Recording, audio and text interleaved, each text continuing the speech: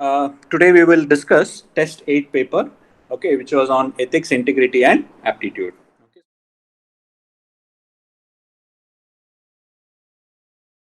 Okay.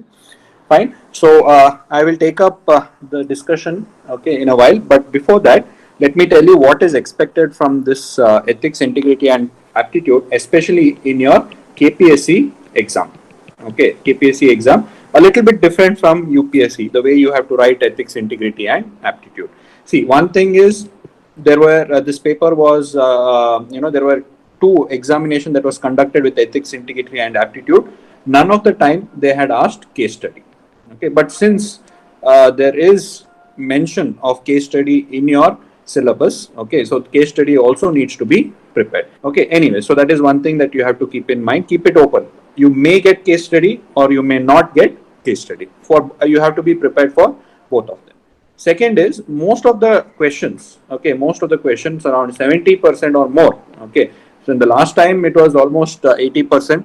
Before that it was almost 100% of the questions were almost direct from the syllabus, okay, from the syllabus, and it was less of analytical, more direct, more theoretical type of question. So that also you keep in mind. So how do you prepare for these kind of questions?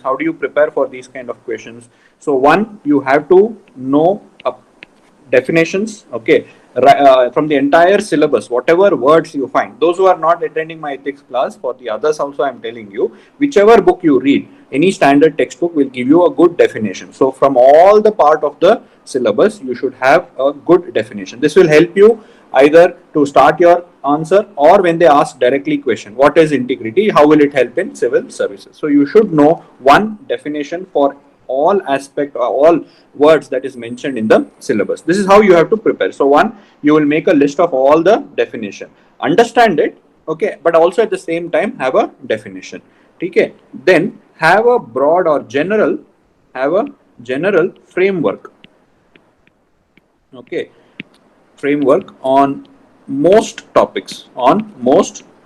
General framework means like, why is it required? Let's say, why is ethics required? Why is values required? Why is integrity required, etc. Whatever is the question for why, you should have a ready-made framework, okay. Why you should have from economic point of view, from social point of view, from individual point of view, something like that. From economic point of view, it will increase efficiency. So whatever is the question, you should be able to get these points and write them. Okay, if they ask why is ethics important for civil servants, so you will say from the economic point of view, ethics will enhance efficiency of the organization. It will promote, okay, promote better utilization of resources. It will reduce the overall cost of administration. So from the society point of view, you should have, it will bring about equality, it will bring about justice. That means in civil services, if we have ethics, it will promote equality, it will promote justice, things like that. From the individual point of view, it will help in self-realization, okay, it will help in achieving the true potential of oneself.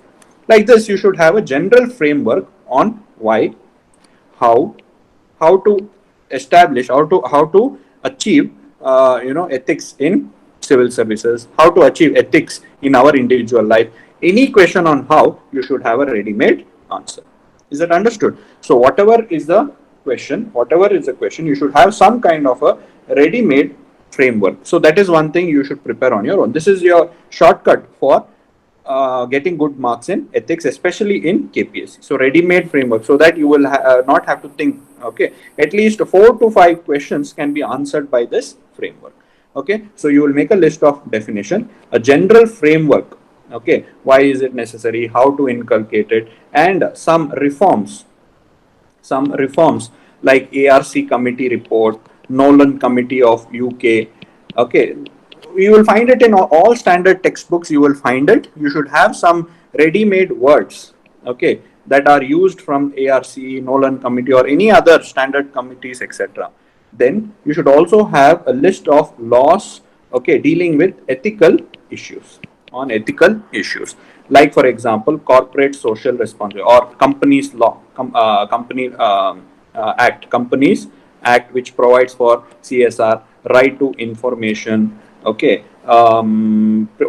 prevention of sexual harassment at workplace, things like that. So law and ethics, which are dealing with laws, rules, regulation, policies, programs dealing with ethical issues, welfare issues, etc. At least the words and few lines on what they stand for. Then you should also have in your fingertips the DPSP preamble, okay, and some important, yeah, I think these are necessary, and anything to do with SC, ST, OBC, women, minority, okay, the fundamental rights dealing with that, you should be clear. We should have a list of that. Anyways, you would have prepared for GS, that also would be useful over here. So I think these are some of the things that you should prepare on, from different sources, and have like 10-15 pages of ready to revise content for ethics. So that is how you have to prepare. So I assume that most of you are aware of, would have studied ethics integrity from your regular classes or read from the textbook, etc. So assuming that you would have done so, okay, I will just go on to what actually is a framework, or how you have to write each, answer each of the questions. So I'll mainly focus on the structuring part, what is expected, how you should, what all points you have to write, etc. I won't explain the concepts because you can find it in the answer key, and also you would have read from your standard textbook. Okay, so now, how are ethics and human values related? So when we say how are they related, you should say how each of them influence each other, and some amount of relationship, means some amount of difference between the two, and how they are not related to each other. Relationship, so how they are related to each other and how they are different from each other. And the second part is very direct: any four great personality and one or two lines about them and what they have tried to achieve. Okay, that is what you are supposed to write. So how will you start? You will say what is ethics and what is value. That is one way of writing about it, right? So ethics is what? Ethics is a branch of philosophy, or it is a study of human action from what is right and what is wrong, while values are those ideas and principles that are considered to be very important from the individual or from the organizational point of view or societal point of view. So what is ethics? Human actions which are considered to be right are considered to be ethical. So any human action is subjected to scrutiny of whether it is right or whether it is wrong. That is ethics. Whereas human values are used to evaluate something's importance. Okay, you evaluate somebody's importance based on values. So that is the definition. Ethics is differentiating good and bad, whereas values are something's importance. Okay, so usually in a society, what is considered to be valuable is considered to be ethical. You would have studied that what is considered to be valuable, what is considered to be important is considered to be desirable, and hence it is considered to be ethical. Okay, so values are essential to ethics. So ethics evaluates a human action on whether it is good or bad. Those which are valuable, those which are based on values, they are considered to be ethical. So that should be your first argument. First argument is that you should say that both are related to each other. So what is considered to be ethical also is valued in the society. Now, for example, somebody taking care of their parents is considered to be ethical. So a person who takes care of their parents is valued more than somebody who will sacrifice their parents for achieving something of their own. So individualism, okay, is considered to be of less value in a society which considers taking care of parents as ethical. So that is how you are supposed to write. So courage maybe is a value. Okay, courage is a value. For example, courage is a value. So a person who is courageous and willing to stand against evil is considered to be an ethical person. So this is an example. So you have to explain everything in ethics in simple words and with examples. That also you please keep in mind whenever you are discussing ethics answer, I mean writing ethics answer. Keep it simple. Don't have to complicate too much. Keep it simple. Explain concepts with respect to examples. Okay? Like that you will explain. Then you will also say that, however, not all values are considered to be ethical. Okay, that's the relationship. So you one said that it is usually considered to be ethical. On the other hand, all values, okay, all values may not be ethical. Ethics deals only with moral values. Okay, deals with moral values. Okay, deals only with moral values. Whereas values can be good or bad. See, caste system is also a value in our society. Yes, it is also valued, caste system, upper caste, lower caste, like that. But is it ethical? No, it is not ethical. So not all values are ethical. Further, values act as a motivator, okay, to do something. On the other hand, ethics compels us to abide by certain way of life even when we don't want to do it. So ethics is much more rigid in that context. Like that you will write the difference. Anyways, so you will first write the definition, then you will write the similarity, and then you will write the difference or dissimilarity between the two, and then that will be your 3/4 of your answer. The next 1/4 of your answer should deal with name any personality, whoever you have, whomever you want, you can write Mahatma Gandhi, Ambedkar, Vivekananda, okay, like that you can have and write few lines on that. So if you in ethics also, you try to prepare some examples, okay, you prepare some examples of personality. That's also very important. Examples of personality, you might have to use their ideas, etc. In your answers. Is that okay, guys? Second one is very simple question. Ethics is necessary for leading a quality life. Ethics is necessary for leading a quality life.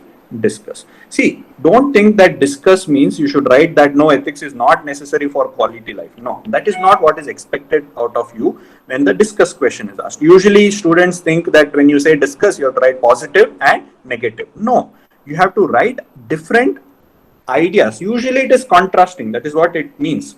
But here in this case, you cannot say no, you should not be ethical to have a quality life. That's not what you are expected to write. You're supposed to write that ethics will lead to quality life, and also it will, when you're writing how it will lead to quality life, you can also write other aspects of quality life. So you have to write broadly about every other dimensions of this. Okay, very simple question over here. Ethics necessary for leading quality life. So how ethics is necessary for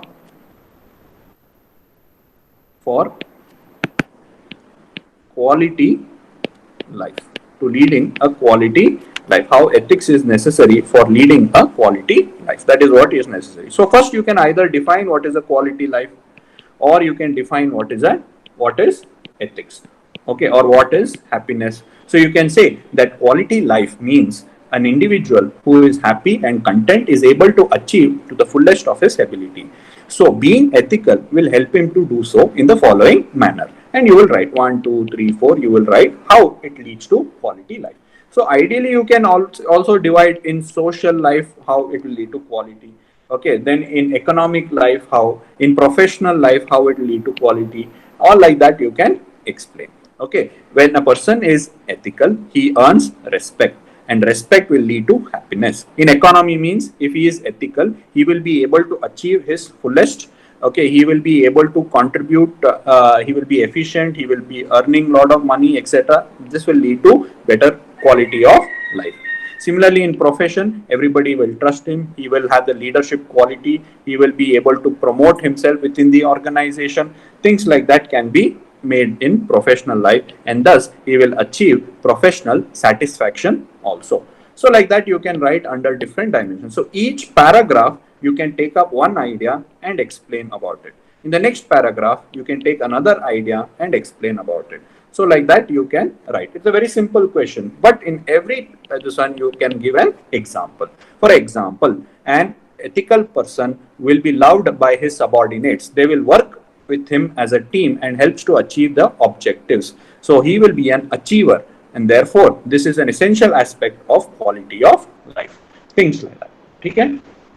So that is what is required. Very simple question. Okay, ethics. How will it lead to quality life? Define what is ethics.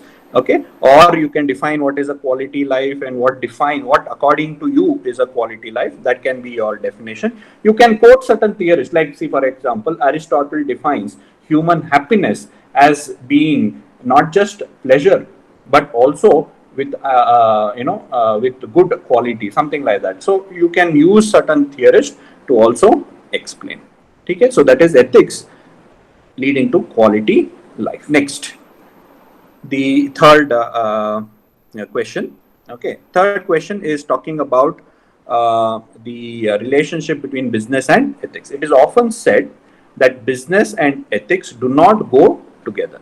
It is often said that business and ethics do not go together. What is your opinion in this regard? Justify your answers with illustration. Justify your answer. So here they are giving you your opinion. Okay, they are asking your opinion. So conclusion is very important. So conclusion is very important. Okay, your opinion means conclusion is very important. So what is the general idea over here is that you should say that ethics is actually good for business. Ethics is actually good for business. So that should be your argument. Argument that ethics is good for business. But you can start off saying that how business and ethics do not go together. Why? Do not go together. Why? You will explain. And then you will say it is not so. It is not so, and then you will argue that why it is not so, or rather why ethics is important for the success of business, and then you will conclude saying that how to bring about harmony, what we need to do in order to bring harmony in this. Conclude saying that ethics is necessary for the success of business and how to achieve it, That will be your conclusion. I'll repeat again. I went backwards. Now let me tell you how it is done. So first you will try to explain that why ethics and business don't go together. Why ethics and business don't go together. Then you will say that why ethics is necessary for good business. Then you will conclude saying that since we need ethics in business, how to achieve it.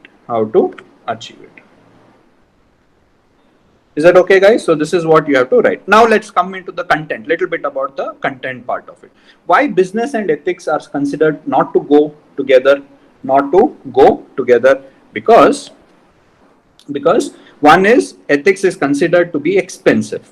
So you spend on ethical aspects, okay, like quality and other things. It costs money for the business, and in order to remain profitable, they have to sacrifice on ethics. Like for example, cutting cost. Okay, cutting cost will help to achieve. Okay, cutting cost will help to achieve more profit, but it may not be ethical. Okay, it may not be ethical like that. Similarly, there is tough competition. Okay, in this tough competition, they have to remain profitable, means they have to fight. I mean, they have to compromise on ethics. Okay, there is immense pressure, competition. Okay, so those who follow ethics, it might be time consuming, more expensive. Okay, ethics also is bound by religion and family and other value system. Okay, therefore it cannot function within the premise of ethics. They have to handle several pressures, whether it is external or internal, things like that. Okay, then why it is good? See, today we realize that brand is very important for an organization. How can you build a brand? By having an ethical business. You do the right thing, people will trust you. And similarly, when we want to globalize across globalized world, if we want to ensure that we remain sustainable, we need to be ethical. Okay, consumer satisfaction is essential for you to reduce your cost in marketing, etc. If the customers themselves, okay, are satisfied, you don't have to spend lot of money on marketing, things like that. You can say that for a business it is necessary, and then you will give examples. If you are unethical, you will have to spend lot of money on legal cost. Okay, the rules and laws you will be violating, you might be punished. You have seen many corporates, many governments, many organization, private organization, okay, because they are in conflict with the law, okay, they will be punished. They will have to pay a fine, or their head, organizational head, they will be arrested, etc. So we have seen of late, Vijay Mallya, examples of Vijay Mallya, Nirav Modi, etc., who practiced unethical businesses. They had to shut down their business. So on a long run, it is necessary for a business to be ethical. So you will not agree with this statement. That should be your stand. It is often said business and ethics do not go together is wrong. It is necessary today. In today's complex environment, we need businesses to be ethical. That will be your argument. Maybe for conclusion, you can give suggestions. You can suggest laws like Company Act, okay, or protection of whistleblowers, etc. Okay, as measures to promote ethical governance in businesses. Is that okay? So this will be your next is again very direct, simple question. What are the ethical dilemmas currently being faced in international relationships? So this is the first aspect of it. So one of the major ethical dilemmas that is faced by the international relationship is conflict between national interest versus the interest of the larger humanity. Like for example, security, okay, versus peace. So for security purpose, we have to buy weapons, okay, nuclear weapons or whatever, and peace is the what do you say? Peace is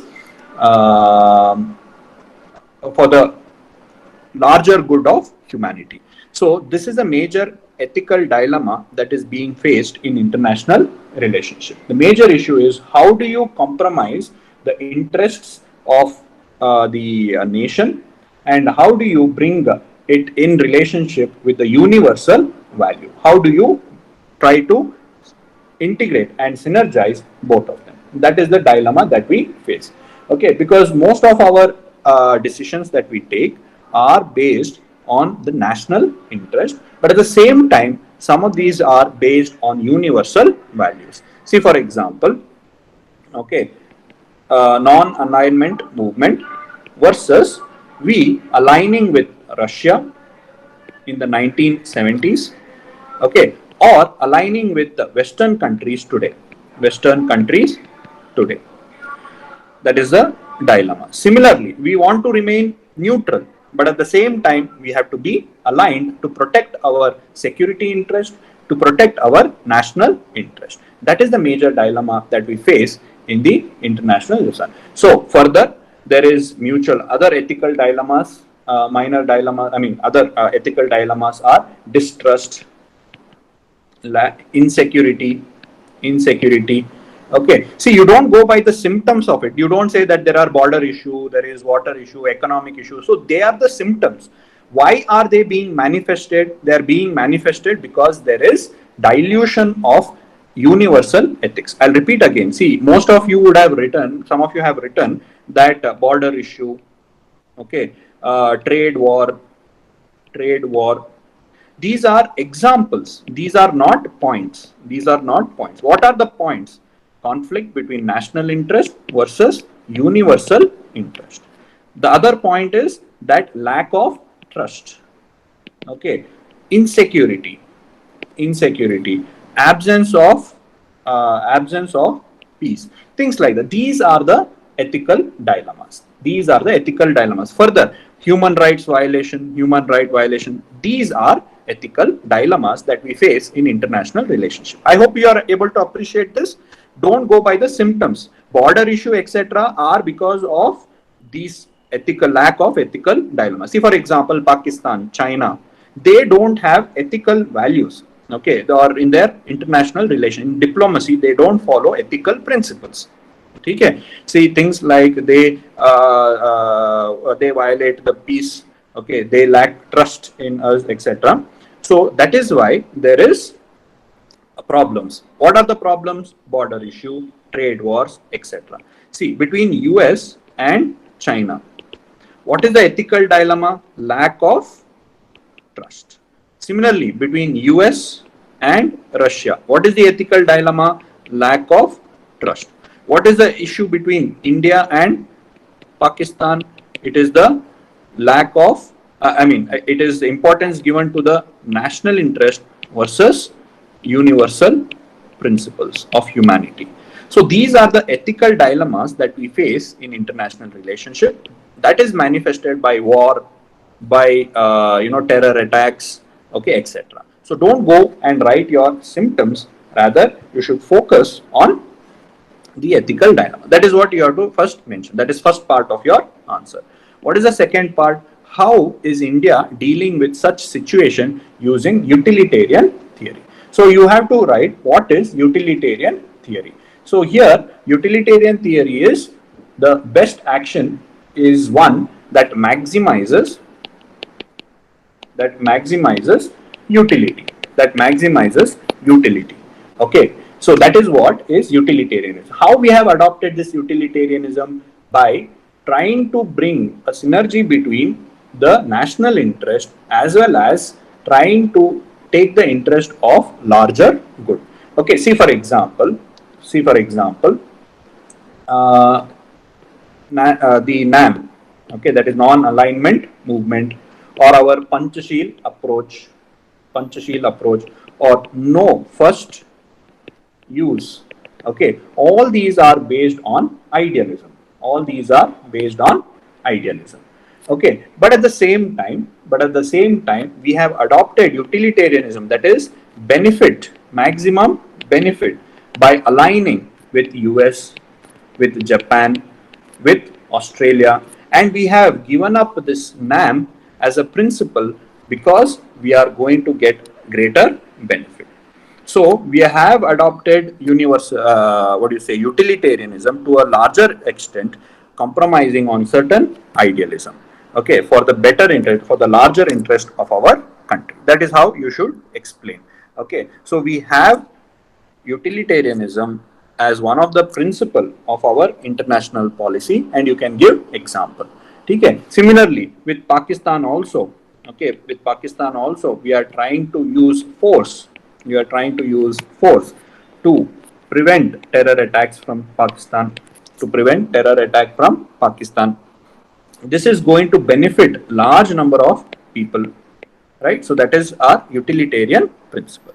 But at the same time, we have not given up on other values. Like for example, when Pakistan faced earthquake, we sent humanitarian aid. Okay, This is idealism. So we have a balance of both idealism as well as utilitarian in our international policy. So that should be your conclusion. To what extent we have adopted utilitarianism and to what extent we follow the idealism. See, we have aligned with US, Japan, etc. So that shows utilitarian principle. But at the same time, we still participate in NAM. We still help our neighbors through SAARC organization, etc., which shows that our idealism is not being compromised, okay, in spite of our national interest. Okay, so that is what we are supposed to write in this answer. So what is ethical dilemmas? You will say national versus universal, or lack of trust, okay, lack of peace, things like that. How is India dealing with such situation through a utilitarian? So we are trying to uphold our national interest through utilitarian principle without compromising on our principles of idealism. Okay, so we are trying to take care of our national interest, but at the same time helping the needy and maintaining peace, etc. We have adopted nuclear, we have taken up nuclear arms development, but at the same time we have the principle of no first use. So this is a blend of utilitarianism with our principle of idealism. That is your conclusion. Fifth one. Conscience can act as a source of ethical guidance for bureaucrats in democracy. Critically analyze. Critically analyze. See, in your syllabus, there is a topic called as laws, rules, regulation, and conscience as a source of ethical guidance for civil servant, or whatever, as a source of ethical guidance. That means what is ethics? What is ethical? What is ethical? To do the right thing. Okay, to do the good thing. So that is what is known as ethical. Correct now. So what helps us to be ethical? So we have laws, we have rules and regulations. Laws, constitutional laws, civil services law, etc. All these help us to be ethical. But at the same time, conscience also is a source of ethical guidance. That is what is being asked over here. Analyze, critically analyze, go in depth and analyze, give examples and explain as to how conscience is necessary for a bureaucrat to be truly ethical. Why conscience is necessary? Basically, if you break it down, it is why conscience is necessary for civil servant to be ethical. This is what a very simple question. Why conscience is necessary? So how will you start? You can define what is conscience. You can define what is conscience, or you can give the context, of civil services. Civil service. Matlab, civil services, what it is, and what is the environment or context in which civil servant is performing his duties. What is the context? So the context is that there is lot of complexity, unpredictability. See, definition you already know. Conscience you will write. Conscience is a inner voice. It is an intrinsic, intuitive capability to distinguish what is right and wrong. Correct. No, that is one way of starting, no doubt. I am just trying to give you an alternative to how to start. So a civil services context you can write. So civil services or civil servant face lot of ethical dilemmas while performing their duty, because civil services is a complex environment. Its outcome is unpredictable. Okay, there is lot of interaction with different types of stakeholders. In this environment, a civil servant needs to take decisions which may not be, planned for, or something like that. You can start. Okay, so you have laws, you have rules. All of this helps civil servant to take decision, but they have certain limitations. What are the limitations? They are reactionary. Okay, that means something goes wrong, the government will make law. It is so complex that there cannot be law for everything. Law is not applicable during all the time. So when nobody is looking, who will take care of whether they follow the law or not? Okay, like this, etc., etc. So in address all this, you need conscience. So how conscience will help? Wherever there is no law, rules, regulation, conscience will help us to solve ethical dilemmas. Even when nobody is watching, a conscience person will be able to achieve this. Okay. Similarly, if somebody is, it is less expensive. Okay, if you have a conscience civil servant. Okay, like that you should be able to argue. Okay, you should be able to argue.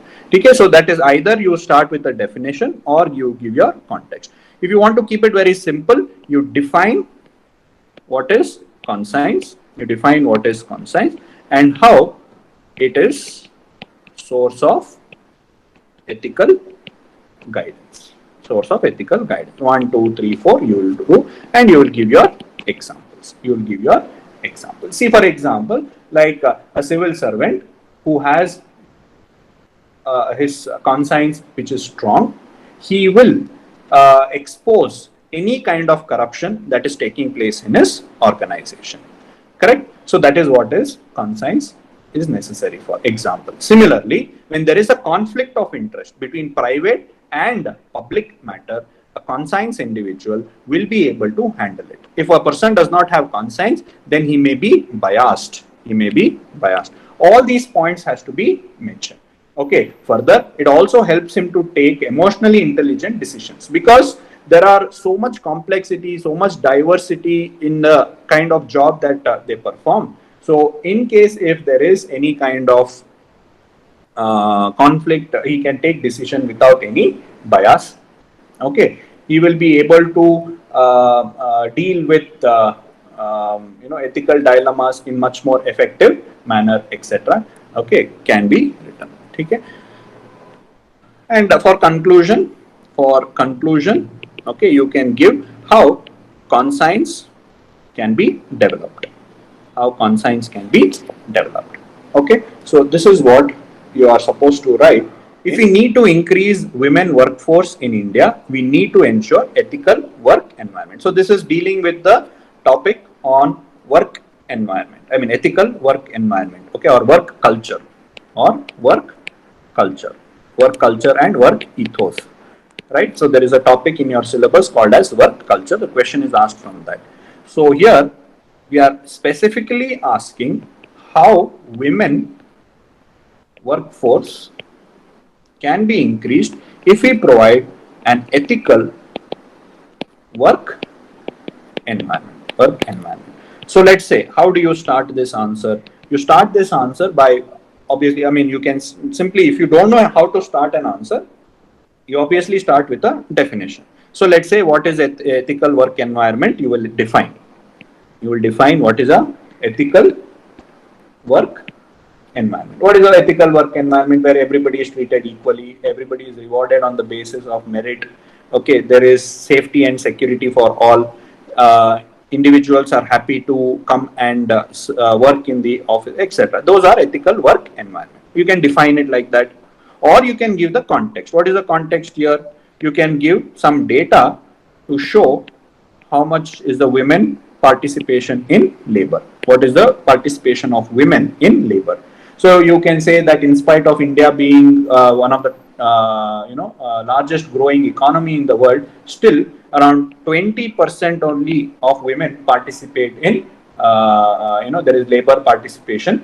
Okay, so as per 2020 data, you can say around 20% of women only participate in job. Either ways, you can start off with this. And then the question is asking very directly how ethical work environment. So next paragraph, you can write what is ethical environment if you have started with the context. Okay, what is ethical environment? Okay, how? Or you can, if you have written the definition of ethical work environment, you can then write about why women participation is low. Why women participation is low. You can write why women participation is low. You can write why is it low? Because of several reasons. It could be cultural and social, safety concern, gender inequality, lack of enabling condition in the workplace. So therefore, women don't actively participate in the labor. All this should be completed in like say half a page. Then you will write how ethical work environment, okay, can solve the above issue. How it can solve the above issue. So ethical work environment treats everybody equally. So they provide equal wage, equal service condition, etc. So this motivates women to come and participate in work. Similarly, ethical work environment will ensure that there is safety and security for all, which is a major concern for women today. Similarly, okay, there is consistency. Ethically, it is consistent in what they are trying to do. Okay, so there is there is no gender discrimination. There is teamwork. There is continuous improvement, accountability. There is transparency, adherence to rules and laws. things like that can be lead to women participating in greater numbers. So that is what you have to keep in mind. How ethical work environment, good infrastructure will be created. There will be crèches that will be created for women who are who are having young small children. So all that will help women to come and participate. Okay, so you have to examine, give examples, give examples. Okay, also do mention that sexual harassment, okay, will be avoided, will be prevented. Okay, women have different needs. Ethical work environment will address those needs, whether it is their physical needs or mental needs or maternal needs. All of them will be provided for ethical work. So they will be able to, thus you can conclude, thus an ethical work environment will help women to manage both the work as well as her cultural responsibilities. Okay, so this can be your conclusion. Is that okay, guys? So this is what you can write for this question.